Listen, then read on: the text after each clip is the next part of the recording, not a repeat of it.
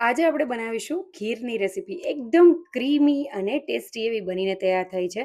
તો જરૂરથી વિડીયોને એન્ડ સુધી જોતા રહેજો. તમારું સ્વાગત છે મારી ચેનલમાં અને આપ સૌને મારા જય શ્રી કૃષ્ણ. તો ચાલો શરૂ કરીએ આજની આ રેસીપી. તો સૌથી પહેલાં આપણે ભાતને લઈ લઈશું. તો મેં અહીંયા આ રીતના ભાત લીધેલા છે. મેં ખીચડિયા ચોખા કહીએ એ રીતના ભાત લીધેલા છે. જનરલી હું બનાવું છું ત્યારે આ ભાતનો ઉપયોગ કરું છું. એનું શું થાય કે એકદમ સરસ એવી ઘટ્ટ અને ક્રીમી તૈયાર થઈ છે.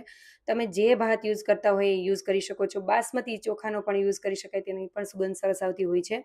હવે આપણે ભાત મેં 2 મુઠ્ઠી ઉપર લીધેલા છે અને વાટકીનું માપ જોઈએ તો અડધી વાટકી જેટલું, નાની અડધી વાટકી હોય ને એટલા મેં ભાત લીધેલા છે. તો તેને આપણે એક બાઉલમાં એડ કરી દેશું અને તેને સરસ રીતે ધોઈ લેશું. જ્યાં સુધી પાણી ક્લીન ન થાય ત્યાં સુધી આપણે સરસ એવું ધોઈ લેવાનું છે. હવે આ ભાતમાં આપણે પાણી એડ કરી દઈશું. તો એક ગ્લાસ ઉપર મેં થોડું પાણી એડ કરેલું છે અને તેને ઢાંકીને કલાક જેવું મેં રાખી દીધેલું હતું. જો તમારી પાસે ઓછો ટાઈમ હોય તો તમે 10થી 15 મિનિટ પણ રાખી શકો છો. હવે આ ભાતને આપણે ગેસ ઉપર ચડાવી દઈશું અને ગેસની ફ્લેમ ઓન કરીને તેને સરસ એવા કૂક થવા માટે રાખી દઈશું. સાઈડમાં આપણે દૂધ પણ ગરમ કરવા માટે રાખી દઈશું. દૂધ અહીંયા ફૂલ ફેટ મિલ્ક લેવાનું છે. મલાઈવાળું હોય એટલે જલ્દીથી સરસ એવી ઘટ્ટ પણ થાય અને ક્રીમી એવી બને છે. તો મેં દૂધ અહીંયા ગરમ કરવા માટે રાખી દીધેલું છે અને સાઈડમાં જે મલાઈ બનતી જાય એ પણ આપણે એડ કરતા જશું. તો તમે જોઈ શકો છો બંને વસ્તુ એકારે થતી જાય છે. જનરલી કેવું હોય કે ખીર બનાવતા હોય ને તો દૂધમાં જ આપણે ભાતને એડ કરી દેતા હોઈએ છીએ. પણ આ રીતે જો તમારી પાસે ટાઈમ ન હોય ને તો તમે આ રીતે પણ કરી શકો છો. જે વર્કિંગ વુમન હોય અને ખીર બનાવી હોય સવારે, તો આ એક ઝડપથી બની જાય તેવી છે. અને જ્યારે તમે ઝાઝા પ્રમાણમાં બનાવતા હોય ને ખીર, તો પણ આ બેસ્ટ ઓપ્શન રહે છે. હવે દૂધ ગરમ થઈ ગયું છે તો મેં એક વાટકીમાં કેસર લઈને તેમાં દૂધ ગરમ થયેલું એડ કરી દીધેલું છે અને સાઈડમાં રાખી દેશું જેથી કરીને કલર સરસ એવો થવા લાગે. હવે મેં અહીંયા ચોપિંગ બોર્ડ લીધેલું છે. તેમાં આપણે કાજુ અને બદામ લીધેલા છે અત્યારે મેં, અને સાથે થોડા પિસ્તાનો પણ ઉપયોગ કરેલો છે. તો તમે તમારા મનપસંદ જે કોઈ ડ્રાયફ્રૂટ એડ કરવા માંગતા હોય તે તમે કરી શકો છો. તો આ રીતે સાઈડમાં આપણે ભાતને પણ ચેક કરતા જશું, આ રીતે જોતા જશું અને સાથે ચોપ પણ કરતા જશું. જો તમારે આ બધી વસ્તુ એડ ન કર્યું હોય તો આપણે દૂધનો જે મસાલો કહીએ ને એ પણ તમે એડ કરી શકો છો. કારણ કે તેમાં કેવું હોય, કેસર હોય, ઇલાયચી પાવડર હોય, બધા ડ્રાયફ્રૂટ્સ હોય, એટલે તમારે આ બધી વસ્તુ કરવાની જરૂર ન રહે અને ઝડપથી કામ થઈ જાય. તો તમે એ પણ કરી શકો છો અને આ રીતે પણ કરી શકો છો. તમને જે રીત ફાવે એ તમે યુઝ કરી શકો છો. હવે આપણે બધી વસ્તુને એકદમ બારીક એવું ચોપ કરી લેશું, કાજુ બદામ અને પિસ્તાને. ત્યાં સુધીમાં આપણા ભાત પણ સરસ એવા પલળી ગયા હતા એટલે ફટાફટ તૈયાર થઈ ગયા છે. મેં અલગથી પાણી એડ નથી કરેલું, પાણી પૂરતું જ થયું છે.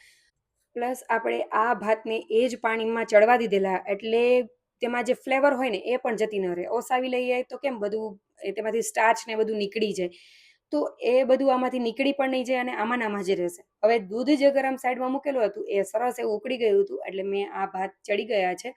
થોડા એવા જ 5% જેટલા જ કચાશવાળા છે તો ત્યારે હું દૂધ એડ કરી દઈશ. હલાવી લેશું સરસ એવું અને ત્યારબાદ મેં સાકરનો ઉપયોગ કરેલો છે.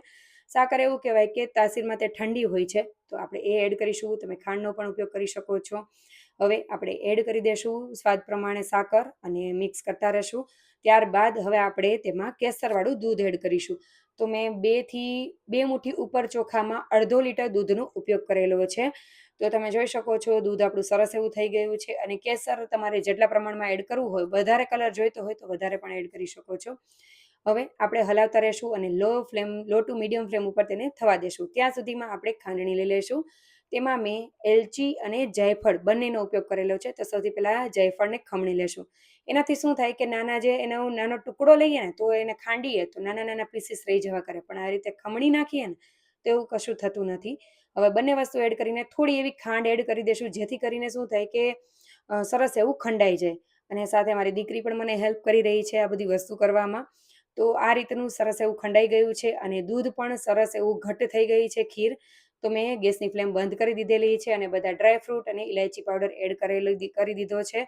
તમે જોઈ શકો છો અત્યારે કેટલી ઘાટી છે અને થોડીક લિક્વિડી લાગે છે, પણ એકદમ સરસ એવી ઘટ્ટ થઈ ગઈ છે. આ રીતની કન્સિસ્ટન્સી રાખવી, કારણ કે જ્યારે તે ઠંડી થશે ને એટલે વધારે ઘટ્ટ થઈ જશે અને સાવ તે એબ્ઝોર્બ થઈ જાય એવી ન થાય. એટલા માટે આ રીતનું થોડું લિક્વિડ એવી રાખવી જેથી કરીને ઠંડી થાય તો આપણે સરસ એવી મજા આવે એવી ક્રીમી બનીને તૈયાર થઈ જાય, એકદમ સાવ દૂધ શોષાઈ ન જાય.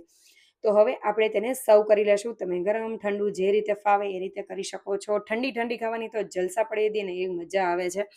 તો તમે એ રીતે પણ કરી શકો છો. ઉપરથી ડ્રાયફ્રૂટની કતરણની બધું એડ કરી દેશું. ગુલાબની પાંદડી પણ તમે એડ કરી શકો છો. તો સ્વાદમાં ખૂબ જ ટેસ્ટી એવી આ ખીર બનીને તૈયાર થઈ ગઈ છે. શ્રાદ્ધ પક્ષ હોય કે માતાજીના લોટા તેડ્યા હોય રાંદલમાંના, તો ત્યારે પણ આપણે બનાવતા હોઈએ છીએ. તો નિવેદમાં પણ બનાવતા હોય છે. તો જરૂરથી આ રેસીપી ટ્રાય કરજો અને મને કમેન્ટ કરીને જરૂરથી જણાવજો કે તમને આજની આ રેસીપી કેવી લાગી. તમારી કમેન્ટથી મને મોટિવેશન મળશે અને જો સારી લાગે તો લાઈક, શેર અને સબસ્ક્રાઈબ કરજો. Thank you for watching.